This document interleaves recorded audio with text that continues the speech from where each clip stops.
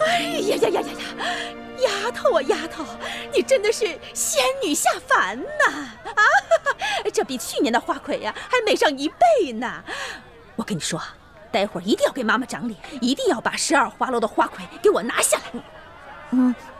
但是妈妈，我能不能先把脑袋上这花给摘了？这花太多了，我戴着难受。不行。那个欢姑娘，只有这身衣服啊，跟这个头饰啊，才最配你嘛！走，其他候选人都到了，就差你了，快点！到你了，就差你了！太沉了，你等会儿，快走！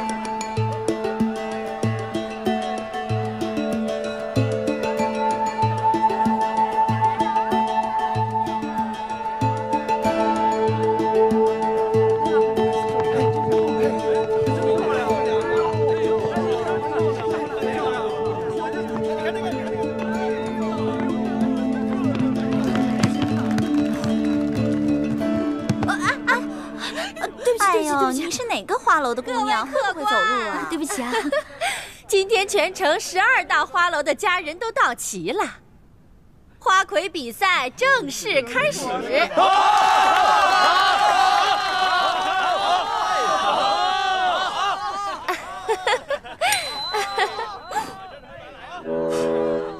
主子，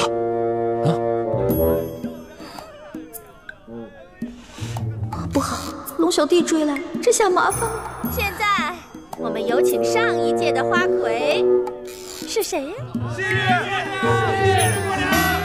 西域姑娘出场。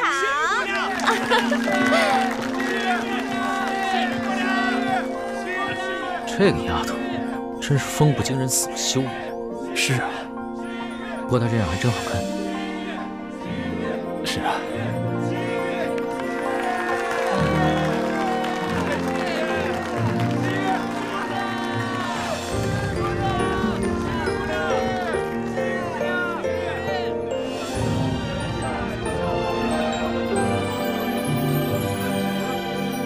各位客官，如果您中意我们哪位姑娘，便可以从那里拿一朵鲜花放进那位姑娘的花篮里。今天鲜花得的最多的那位姑娘，便是我们的花魁候选人。候选人将会与上一届的花魁一决高低，胜出者便是今年的花魁。好，各位客官，就让我们来抛花选美吧。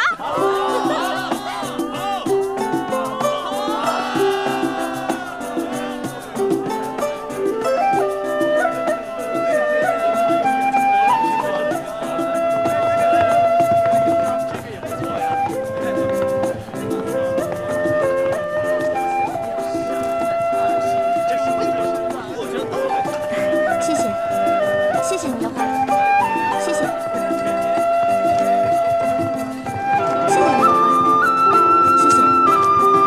谢谢你的花，谢谢。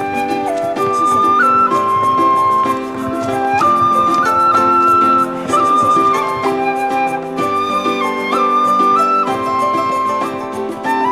不要提前犹豫。谢谢。谢谢。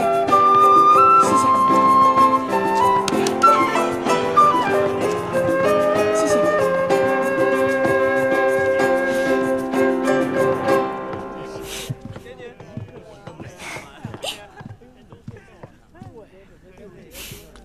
等会儿再跟你算账。多谢这位客官捧场。这朵花是不会给你的。你投不投给我，我都是花魁。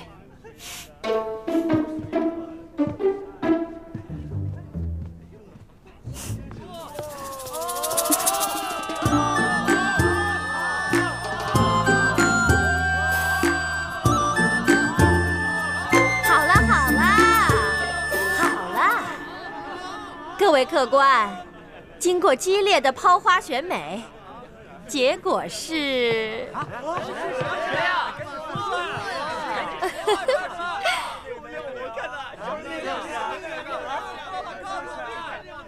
还用我数吗？不用数啦。结果就是，我们本届的花魁候选人杏花楼的欢姑娘。好！现在由上一届的花魁西域姑娘与本届的候选人欢姑娘进行歌舞比试，谁得的鲜花最多，谁就是本届万花楼的花魁。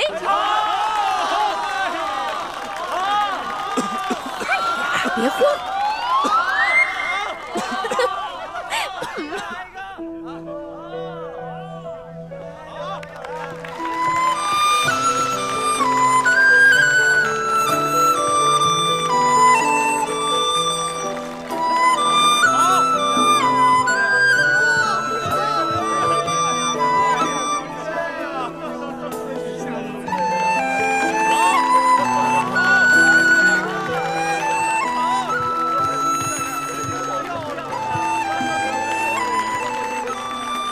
这位客官，可否借一下你的宝剑？你又想干什么？要你管，借不借？如果你要是不借的话，那我就去找别的客官借了。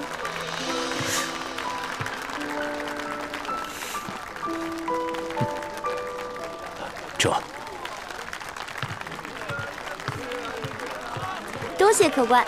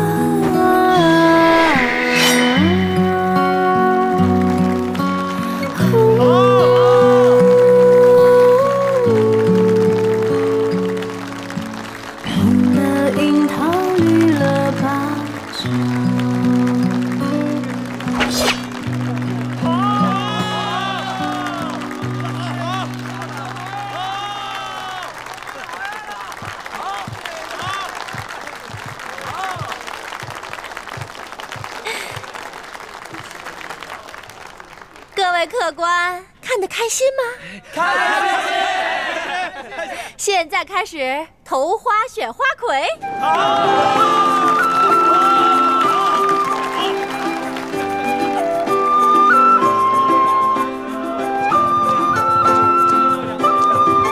别着急，一个一个来。谢谢。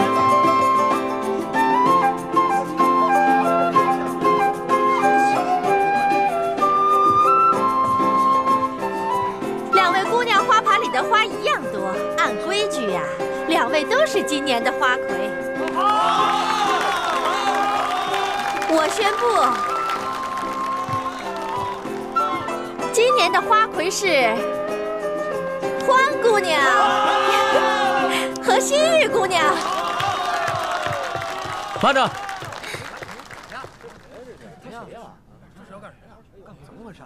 我这儿还有一朵花没投呢。这人是谁？难道我给西域姑娘多数花作弊被他看出来了？嘿，你这人怎么这样？刚刚你怎么不投啊？刚才人那么多，现在投也来得及啊。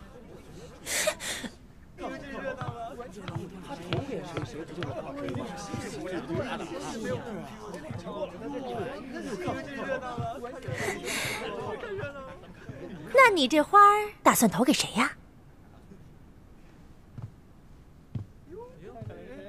花儿，你今天真的很美。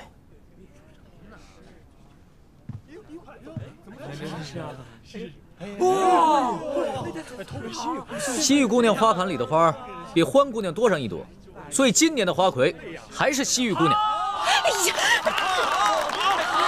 今年的花魁，西域姑娘。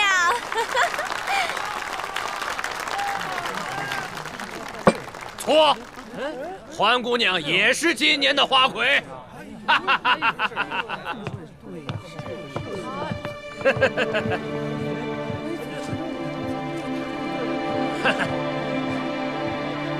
我这儿也有一朵花眉头，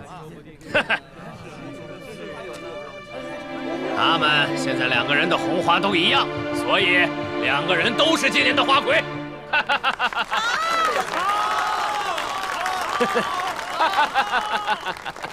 对，我跟大家说啊，今年的花魁呀，是我们杏花楼的欢姑娘。王妈妈，我出3000两，包下欢姑娘的初夜。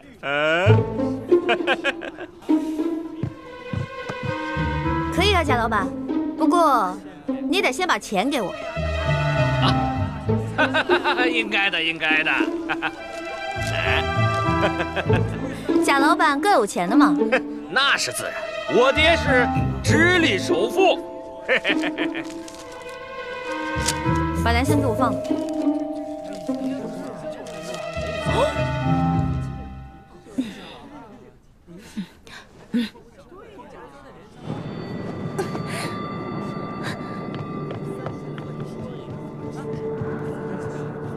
姐姐，你为了我已经受了不少委屈了。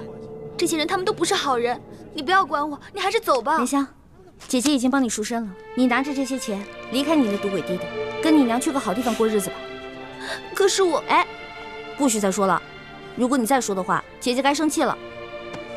快走吧，走啊！您真是有眼光啊！原来你忙活了这么久，就是为了救这个莲香姑娘。不然呢？你以为我得了失心疯啊？那现在你可以跟我回去了吗？欢姑娘，咱们走吧。去哪儿啊？自然是去我们该去的地方，做我们该做的事情。真香一刻值千金呐！好啊！别过来！别过来！欢姑娘，你这是干什么呀？贾老板，您可真是贵人多忘事啊！之前在您的赌坊，我就赢了您100两银子，今天又让您破费了3000两，真是不好意思啊！原来大闹我赌坊的那个臭小子，竟然是你这个丫头！我是女人，照样可以要你的命！都别过来！再过来我就杀了他！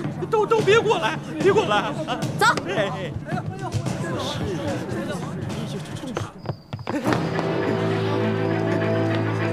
走！有话好好说啊！你们别过来啊！别过来！欢姑娘，你这……走！哎呀！不是，愣着干什么？追呀！追！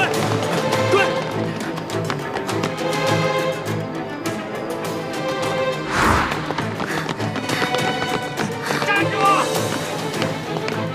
追！站住！站住！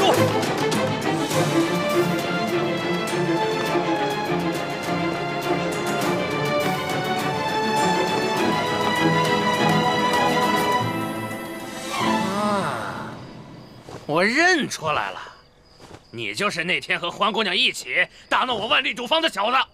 臭小子，赶紧把欢姑娘给我交出来，否则我要你的命！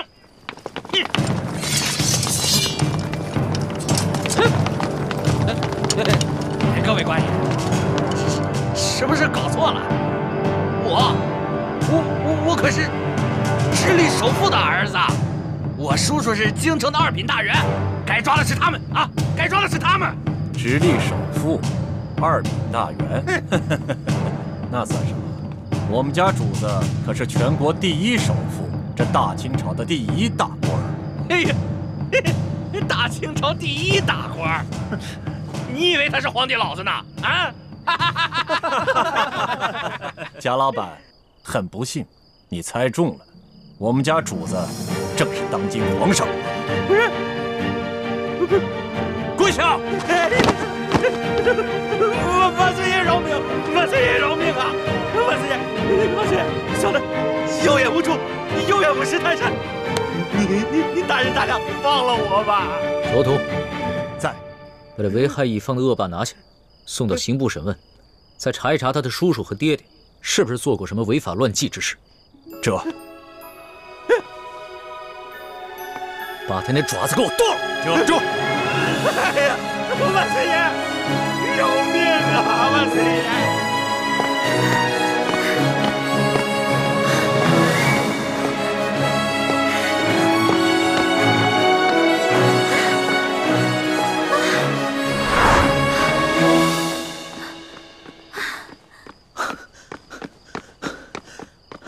老大，别再跑了！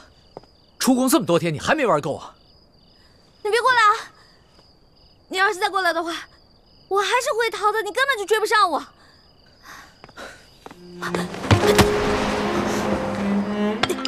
老大，龙小弟，别再跟着我了，赶紧跟索大人回宫吧，外面不比宫里安全。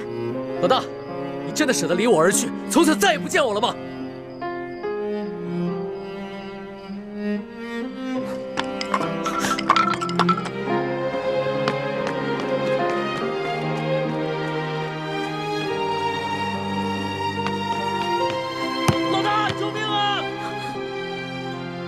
我怎么听到龙小弟的求救声了？龙小弟该不会使诈吧？可是万一他真的遇到危险怎么办？不行！住手！龙小弟，站住！你再过来，我就杀了他！好好好，我不生气，你别动他。这位大哥，你到底是谁啊？你为什么要杀我的龙小弟啊？不用管我是谁，若要让我放了他，就拿你自己的命来换。老大，你快跑吧，别管我，你不是他的对手。闭嘴，别说话。这位大哥，你是哪条道上的呀？不妨说出来听听嘛。你想要多少钱，我都可以给你的。我要的不是钱，现在你和他只能活一个，你们谁死谁活，你自己选。老大，你快跑！你跑了我还能有救，要不然……哎，你别掐他！不是，这位大哥，咱们无冤无仇的，你为什么一上来就生死相逼呢？你是不是想要钱啊？你想要多少？你告诉我，我肯定会给你的。休再啰嗦，我要的不是钱，你和他只能活一个，谁死谁活，你赶紧选。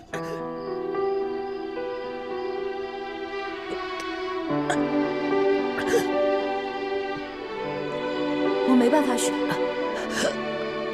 我们两个曾经对着月亮发过誓，是一辈子的好兄弟，要同生共死。要么你就放过他，要么你就把我们两个全杀了吧。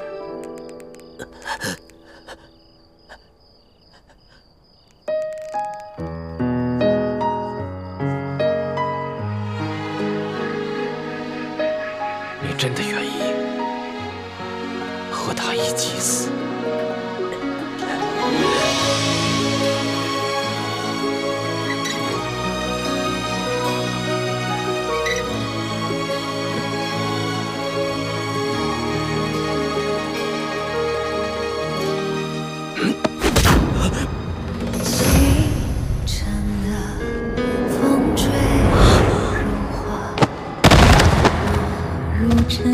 龙小弟，繁华，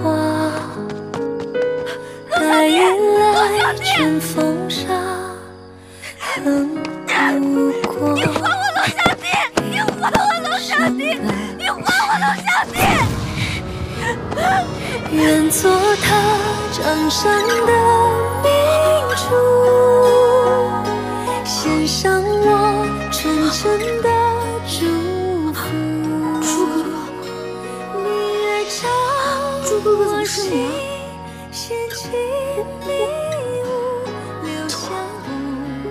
你不打了？对不起啊，朱哥哥，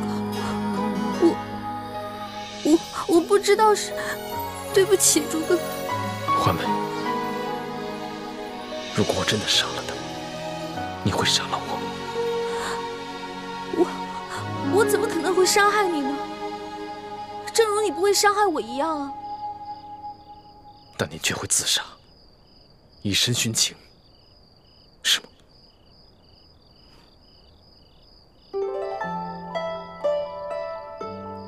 你想听我说实话吗？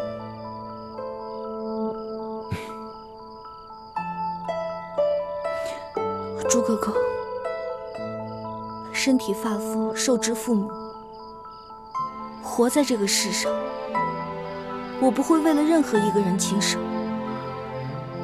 但如果有一天你光复大明成功，你杀了龙小弟，我不可能成为你的皇后，我会隐居乡间，一个人生活。但是如果你光复大明失败了，龙小弟他要杀你，我一定会拼尽全力去拯救你。若没有救下你，我也不会去做他的妃子，我也会隐居民间，直到孤独终老。那如果我光复大明成功了，我留下了康熙的性命，你可愿意做我的皇后？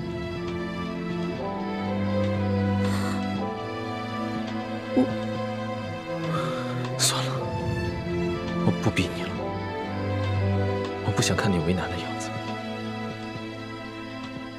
如果那个时候光复大明真的成功了，我也听凭你的意愿，绝不勉强。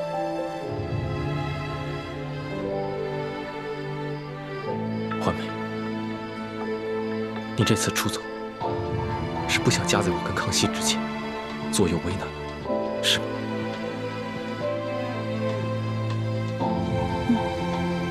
但你还是放不下他，否则，以他那点追踪的本事，他不可能一直跟得上你。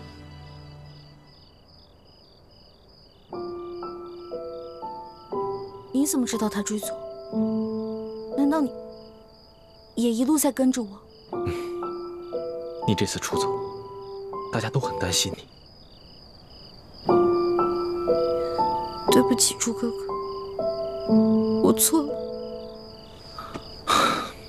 别说了，听我的话，赶紧回去吧。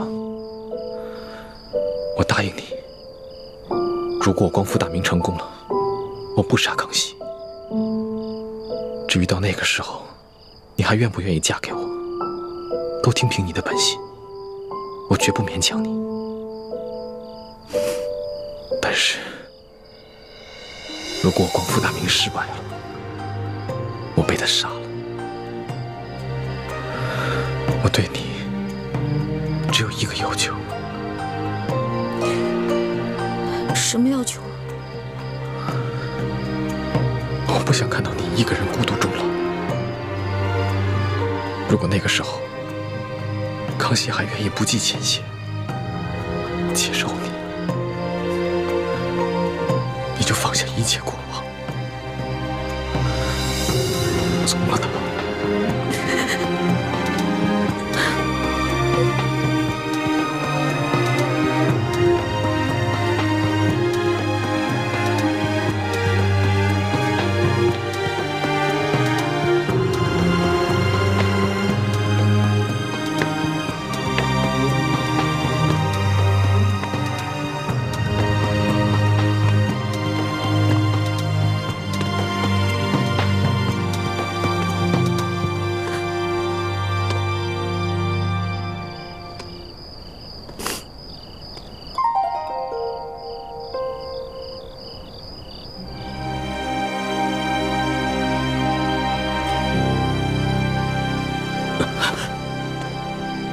老大，我们还活着吗？孩儿都死了。俗话说得好啊，好人命不长，坏人活千年。你怎么可能那么容易死啊？我有点晕，你先让我躺一会儿。起开，别再装了啊！不是，哎，老大，谁救了我们呀？谁救了你？当然是老大我了。不可能吧？那个黑衣人的武功，你根本就比不上。我在他手底下，最多也就过3招，你最多10招了。不能智取啊！我打不过他，我想招啊，我聪明啊，我在我手上抹毒，我跟他过招的时候，把毒药趁机抹在他手上，结果他就中毒了，所以啊，他为了换取解药，就把我们2个放了。现在指不定在哪个地方运功排毒呢。要这么说的话，我就信了。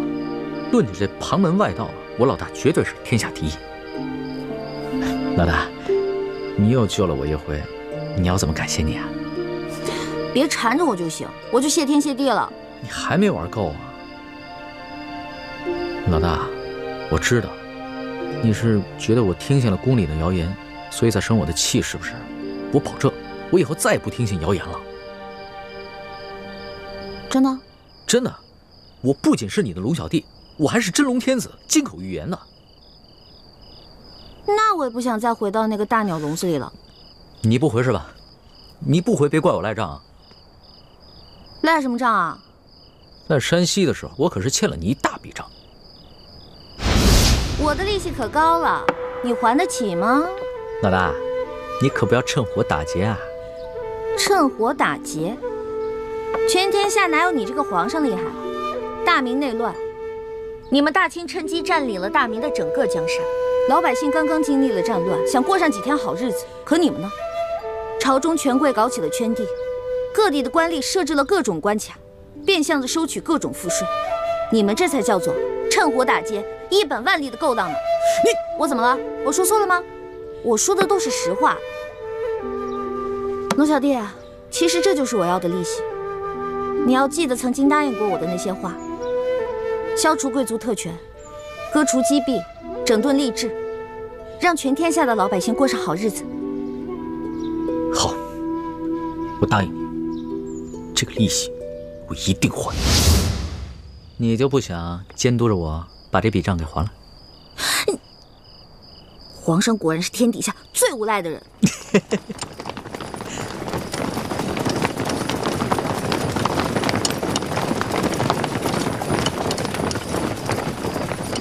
皇上，奴才恭请皇上回宫。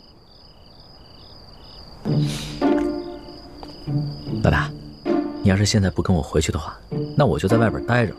你去哪儿，我就去哪儿。算你狠！起驾，回宫。这。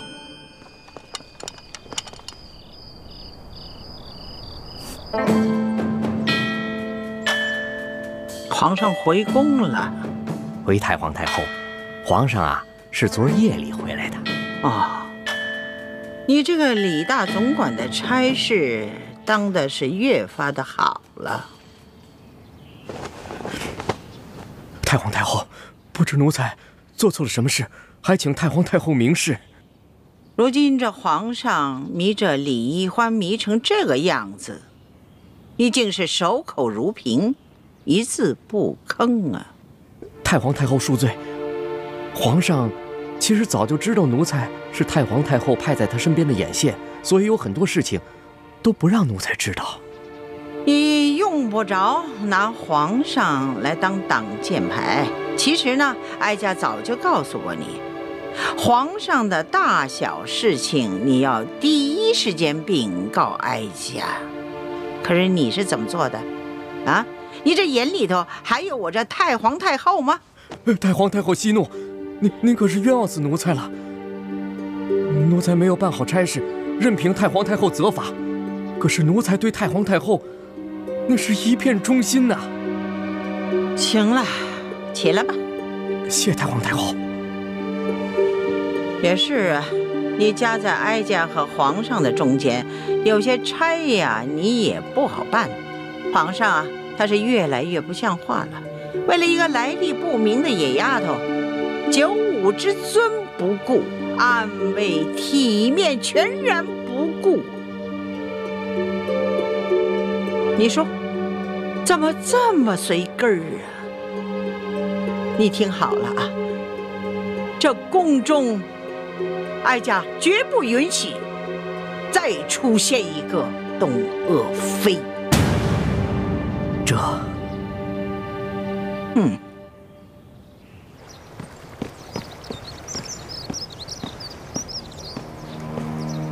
奴才索额图，给皇后请安。听说昨晚紫禁城所有的宫门大开，皇上大摇大摆的接着出走的李易欢回宫了。皇上就是要这样大张旗鼓地告诉我们，他相信李易欢，宠着李易欢，然后让我们所有人都闭嘴。哼！当年唐玄宗为了迎回杨玉环，也是这般深更半夜大开宫门，毫不顾忌朝野非议。可结果呢？难道皇上想学唐玄宗吗？这唐玄宗有安禄山，可咱们如今大清也有吴三桂啊。难道皇上都忘了这些前车之鉴了？皇上本来少年英明，可是竟然被李易欢这个丫头迷得失去了本性。都怪我当初考虑不周啊！本来以为她可以帮助我斗倒鳌拜，所以帮着这丫头讨好皇上，没想到现在是养虎为患了。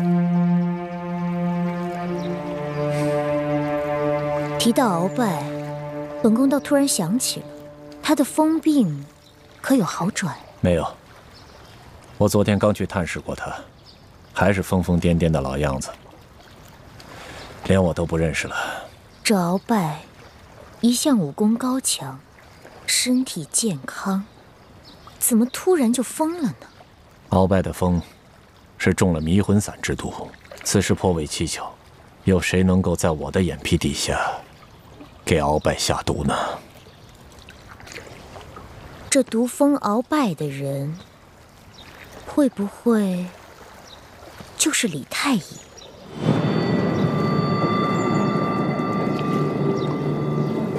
我也一直有此怀疑，只是苦无证据，所以现在也不敢声张。我派了最得力的人去追查他和李易欢的真实来历，可是现在还没有什么眉目。这鳌拜已经被皇上圈禁了大半年了，他的党羽也被皇上清除的差不多了，所以就算是他现在清醒过来，对我们赫舍李氏一族也形成不了什么威胁了。所以我现在敬访良医，尽快的把鳌拜治清醒过来。如此甚好。若鳌拜能够早日清醒，也能早日交出这明珠谷的奸细，我们也能早些证实这李氏兄妹的奸细身份。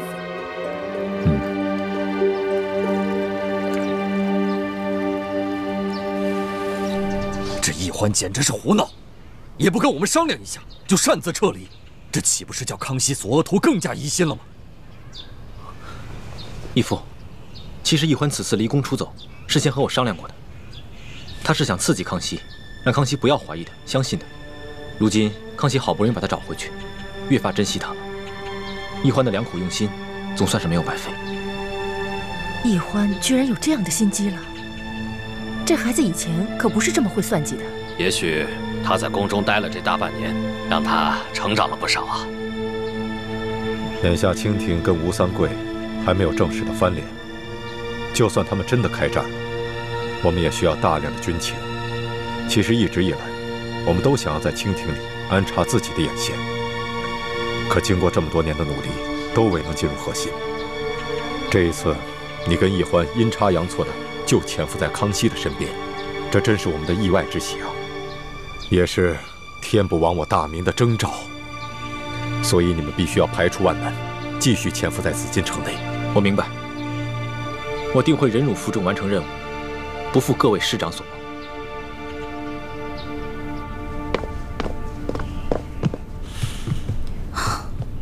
哇，这么多奏折，你得批多少天啊？3天3夜都批不完。你还说呢？这不都怪你啊？大不了我陪你忙3天3夜呗。老大，这次这要是不出宫追你的话，你是不是真的就再也不回来了？为什么？你就真的那么狠得下心，永远的离开朕？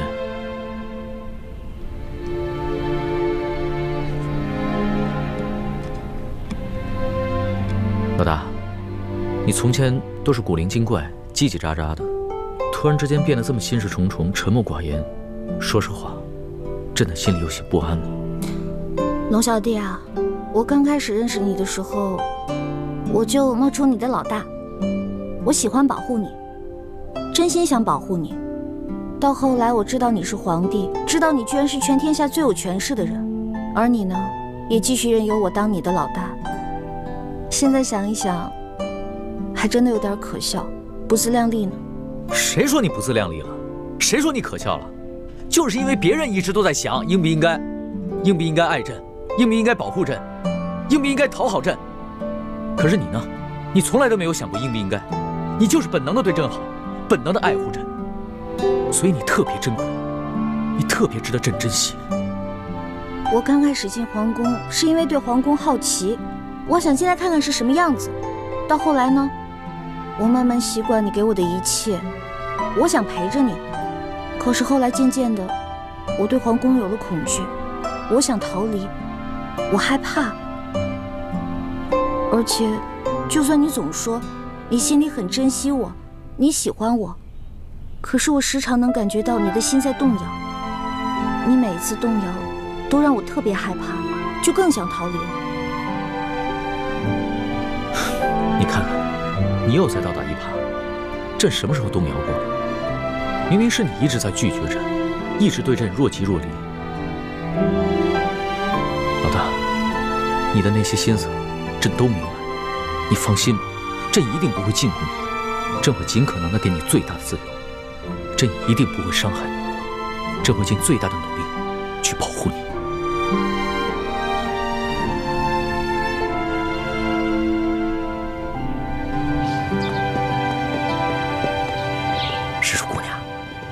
你不是都已经走了吗？你还回来干什么呀？叔父，对不起啊。我也不知道怎么了。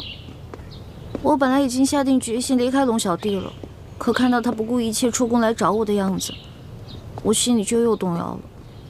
哎，你们这些年轻人啊，真是拿你们没办法。看来我得抓紧时间，找个风水先生。给自己先挑一块好点的墓地，把自己的后事料理好算了。哎，叔父，不过您放心，我跟猪哥哥绝对不会连累您的。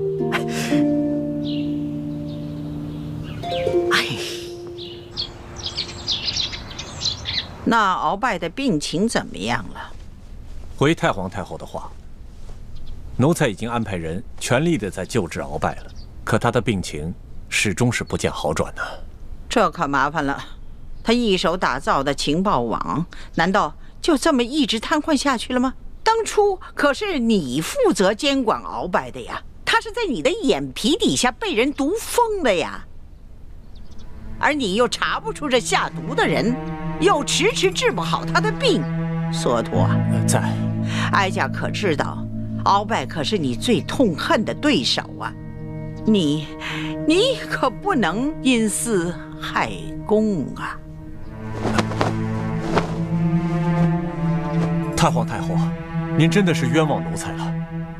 奴才虽然和鳌拜一直有些不和，可绝对不会因私害公，公报私仇啊。这其实毒害鳌拜之人，奴才一直有一个怀疑的对象，可因为苦无证据，所以不敢说出来。哀家信你，你但说无妨。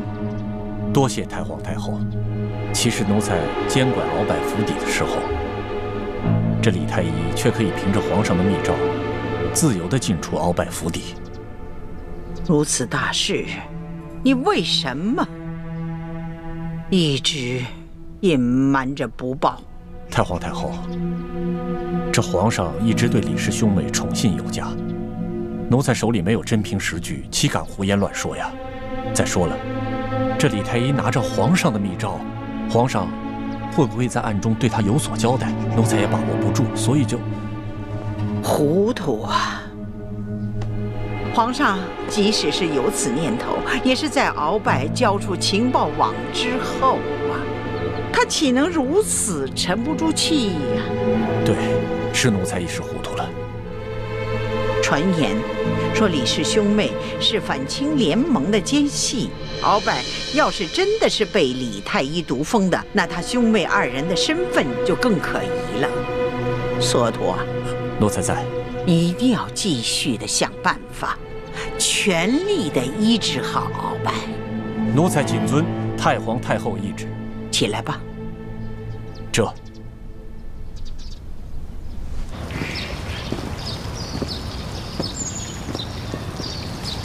宜欢，这会儿你可真是让大师兄伤心了。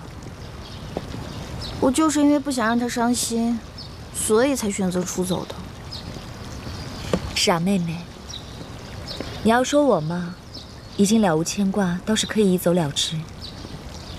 是我自愿继续留在宫里协助大师兄，而你，就算大师兄肯放手，你爹和诸位师长，他们能放手吗？你又能逃到哪儿去呢？雪姐姐，别老提这些让我心烦的事儿了。我想明白了，反正我也改变不了什么。与其愁白了头发，不如好吃好喝的过好以后的每一天呢。真是羡慕你这个性子，天大的事情都能一笑了之。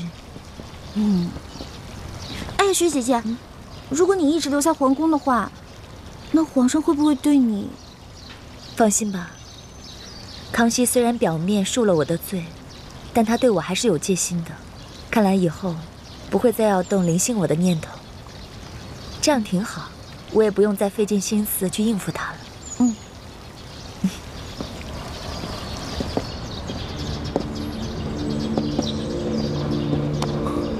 环美，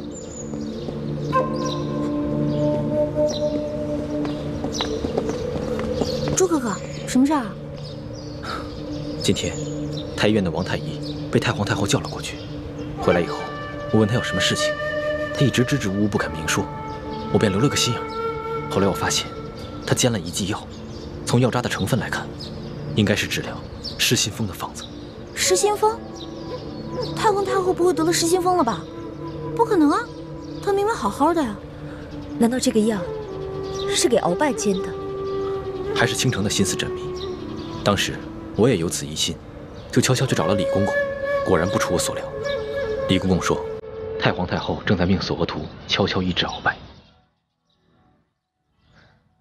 太皇太后想要医治好鳌拜，应该就是为了要对付你们两个。这只是原因之一。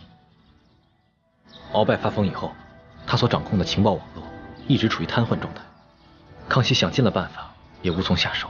但是，一旦太皇太后治好了鳌拜的失心疯，那么鳌拜就只能乖乖地交出他所掌控的情报网络。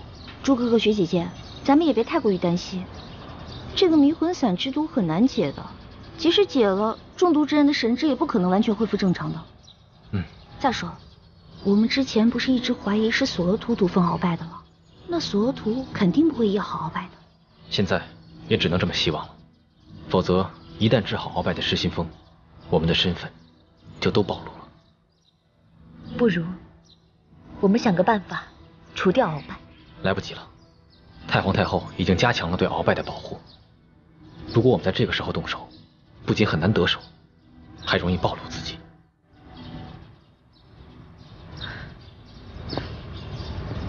眼下之计，也只有依靠李公公，让他盯着太皇太后和索额图那边的动静，一旦发现情形不对，咱们马上撤离。现在也只能这么应付了。环美，我有点后悔了，我不该劝你回来的。我这不是担心你跟雪姐姐吗？我肯定会回来的。你真的只担心我们吗？只怕你是放不下另外一个人吧。大师兄，小师妹一定是担心我们两个的。眼下形势很复杂，我们应该放下一切杂念，一切以大业为重啊！此处不宜久留，我们还是分开吧。走。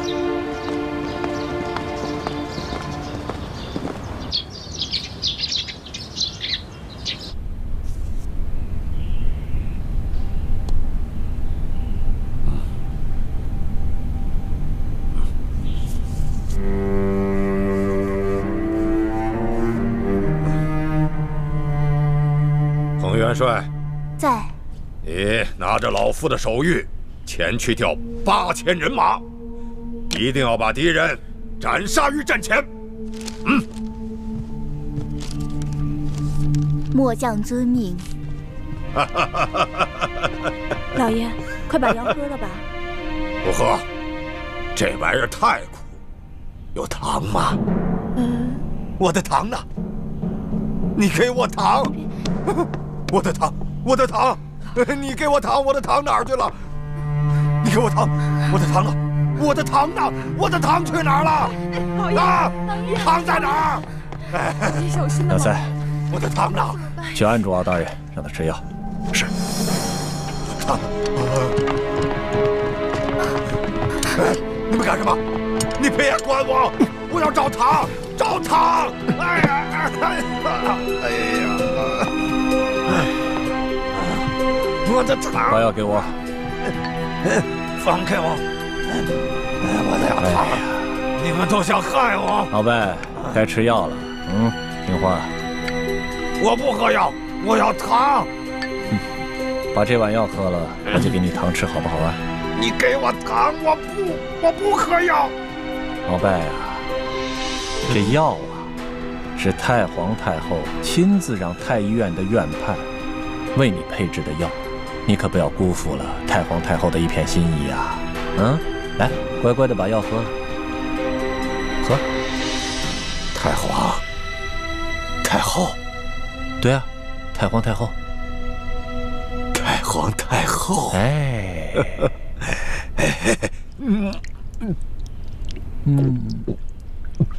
哎。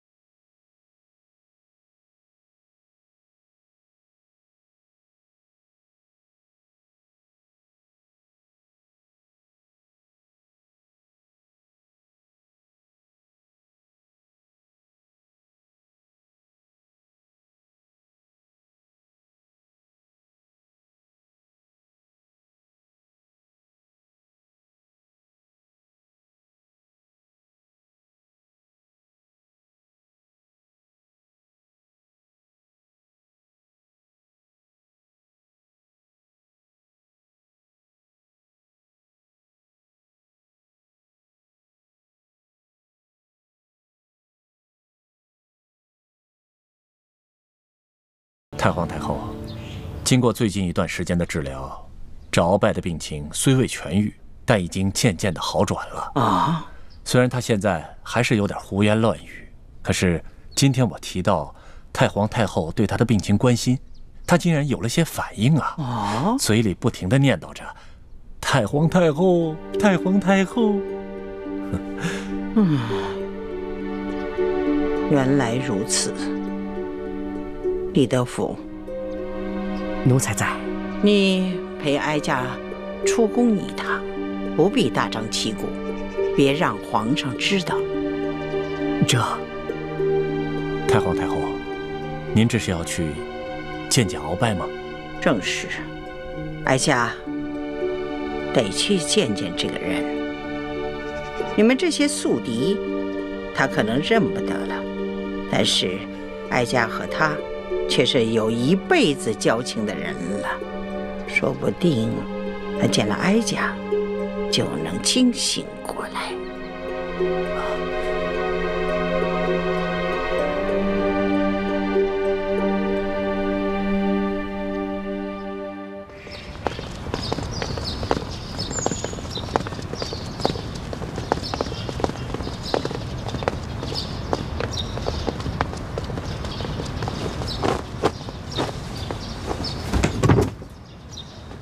奴才索额图给太皇太后请安了。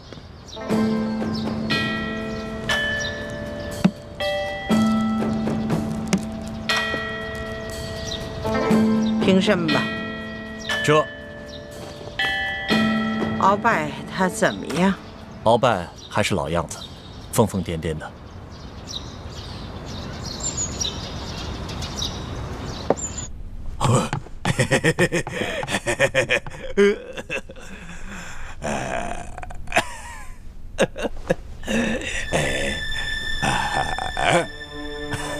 太皇太后，您稍坐，我过去叫叫他。鳌拜，别胡闹了，太皇太后来看你了。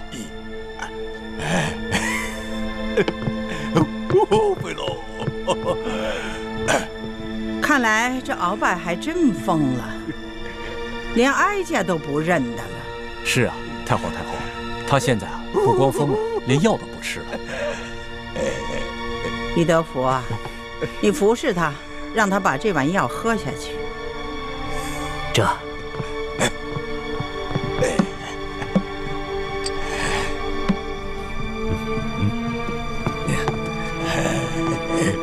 敖大人，这药可是太皇太后专门为你的病让太医熬制的，把药喝了吧。我没病，我不喝药，我要吃的，我要吃的，不好吃，你不好吃，你滚开！小心点，别把药弄洒了。敖大人，先把药喝了，喝了药以后呢，就给你好吃的了。鳌拜呀，敖大人，老贼耶！有哀家在，谁敢欺负你呀？喝了吧，啊！有好吃的啊！先喝药。你就是个大骗子！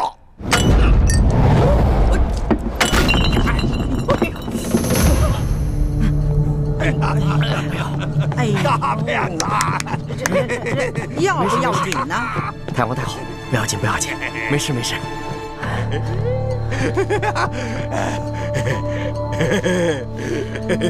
李德福，哎，你回宫吧啊，换身衣服啊，不必再回来了啊。哀家今天就是来看鳌拜的，此事啊可不能跟别人说啊，记住了。奴才谨遵太皇太后懿旨。去吧，去吧。那奴才就先告退了。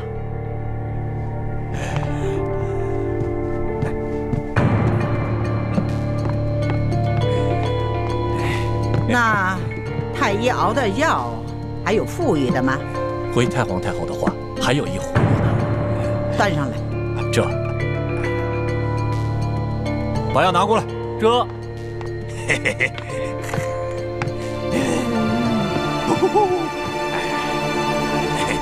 撤。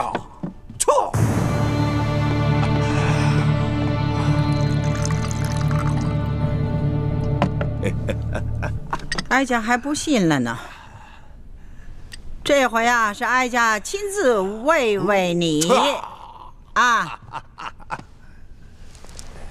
你得啊，给个面子啊！太皇太后啊，您可注意安全，他可疯得很。我不怕他。鳌拜，你玩的挺好啊。这次啊是哀家亲自喂你，知道吗？啊，你听好了啊，这里的药材啊都是域外进贡的，知道吗？平日里啊，皇上和哀家御用的都是稀奇宝贵的东西啊。没事儿，你就把它喝下去啊！来，哀家喂喂你啊！哎，喝了这个药，你就会好了。来，张嘴喽！哎，喝了不？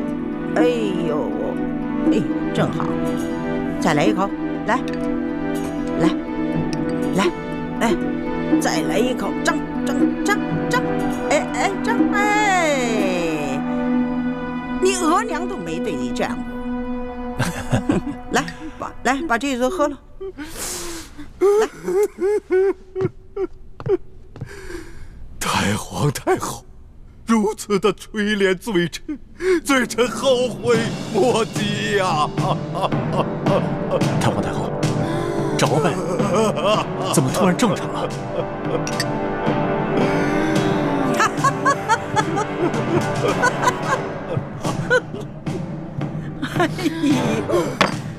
哎呀，老贼呀，原来你是装疯啊！啊，你挺能演的，像个戏子，接着演呢。罪臣也是万不得已呀，太皇太后，罪臣今日才能盼到您凤驾光临。罪臣，太皇太后，罪臣有要事启奏，此事事关皇上和我大清江山的安危呀！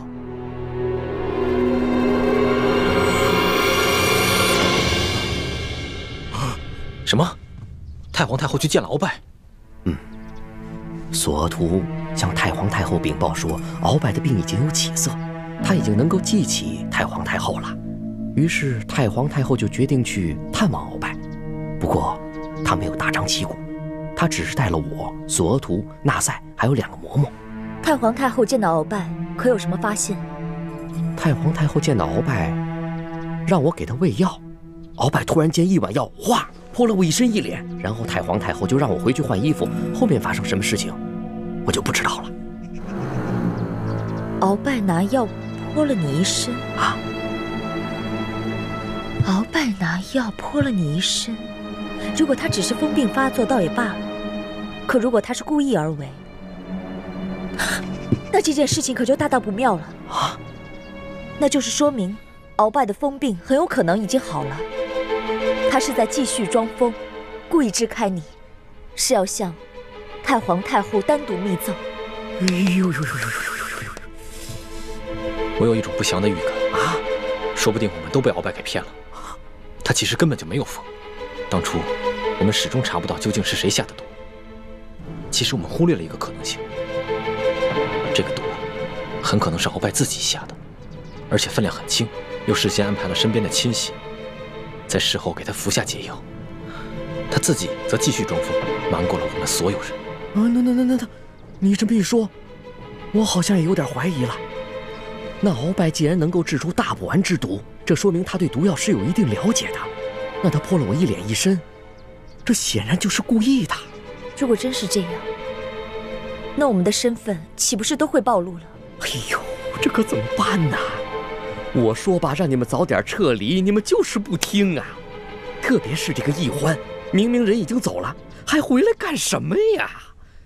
叔父先别着急，事到如今，我们也只能随机应变了。在没有确定鳌拜是不是真的装疯之前，我们要预见到所有可能出现的情况，想好相应的对策。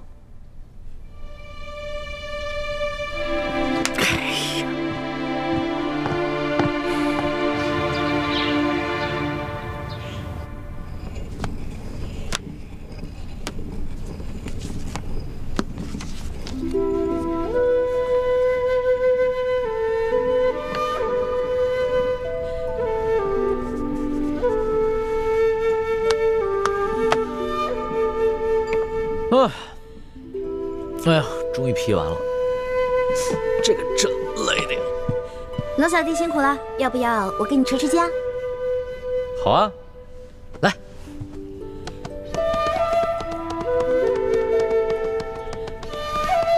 老大，谢谢你啊，谢谢你肯跟朕回来，这样的感觉真的是太好了。朕希望这样的日子永远能持续下去。龙小弟，我不敢去想什么永远，我只能珍惜我们在一起的每一天。哎，对了，老大，上次你在万花楼里跳的那个剑舞，好美啊！你能不能给朕再跳一个？其实啊，那根本不是舞蹈，是一套剑法，我给它改编成舞蹈了，而且。即使作为剑法，也得2个人一起来使，这样才能发挥它最大的威力。所以龙小弟，与其我舞给你看，不如我们两个一起舞啊？我教你，这样不是更好？好啊，老大，你要是肯教朕的话，那当然是最好的了。哎，只不过就怕自己太笨，被老大笑话。笨没关系啊，你的学费多给我1倍就好了。哎，老大，你这贪财贪吃的本性，朕看这辈子是真改不了了。太皇太后驾到！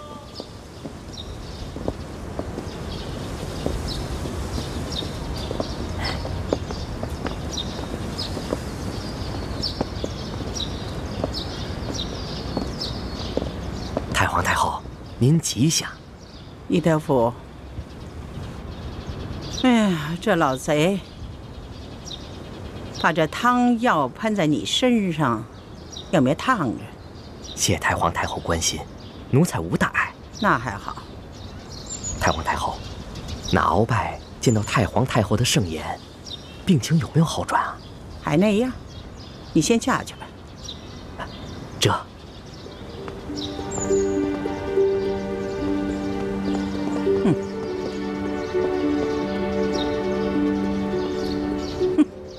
他忘了哀家是谁，是太皇太后，就是铁嘴钢牙，也能撬开他的嘴。看有谁如此胆大包天！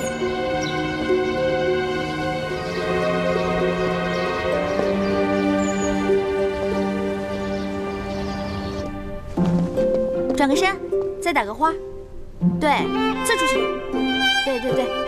转身，肩到这儿，上步，转圈打一个花。上步。哎，对，反，转身，嘿，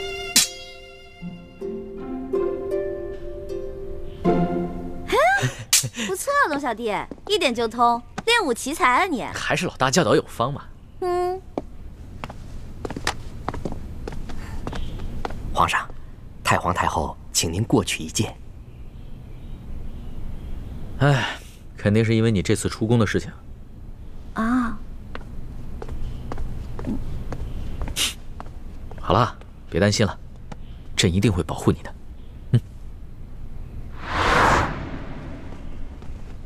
皇上吉祥。皇祖母吉祥，孙儿给您请安了。奴才李德福给太皇太后请安。都起来吧。谢太皇太后。李德福，奴才在。哀家家乡蒙古王爷给哀家捎来了一封家信，哀家要跟皇上聊聊家常，你们都各自下去吧。这。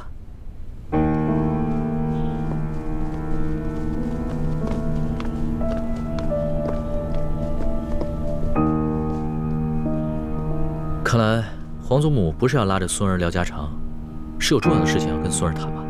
是啊，